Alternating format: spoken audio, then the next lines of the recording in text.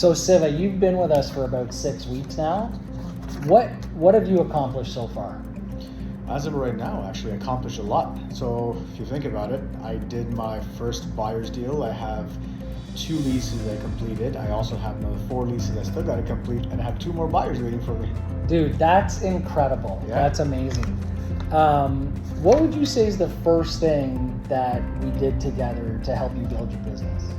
I created an Excel sheet with all my contacts and try to get a hold of them, just let them know that, hey, listen, I'm doing real estate right now, and just to put my name out there. The best way and you explained this to me, the best way for me to get my name out there is through your own circle. Yeah. So with that, then when I did have my first buyer offer, Yep. when we went and did all the paperwork, you told me to do it myself. It gives me hands-on experience. So, and then of course you went and looked at my work, just make sure everything is right, make sure I'm compliant with all my work. Yep. So it gives me the hands-on experience to go out there and say, let me do this myself. Now I have more knowledge by doing that than just reading up these papers. When you got your first buyer, what happened then? How did that process work?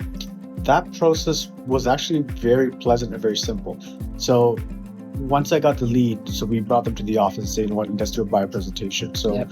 yourself, Mika, you actually helped us saying, you know what, let's do this presentation together. So you actually went through the whole process with me, showing my client what's the advantage of being, for RE/MAX Hallmark as us working for them.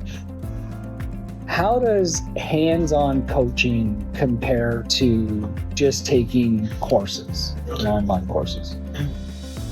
They both have their own pluses and minuses. So when you learn the course through textbooks or through a lecture, you learn only so much. You can learn all the pluses and minuses, but it's not really a real life world experience. Yeah. So when you do things by yourself and start reading documents, start filling things yourself, you actually learn more, and you actually kind of be able to apply all this knowledge, and then you'll really understand what is actually relevant, what's really not relevant for your textbook. Yeah, it ties it all in, right? Brings it all together for real life. What would you say to a new agent that's trying to figure out all this stuff alone, on their own?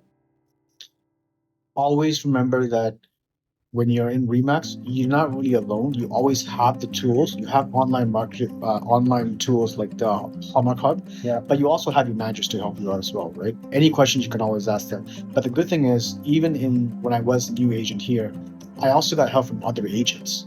So people are willing to, help you, but you have to be the one going and asking for them. It's a great culture, right? Yes, absolutely. All right, so now that we've kind of got you up and running, you're in momentum, what's next for you?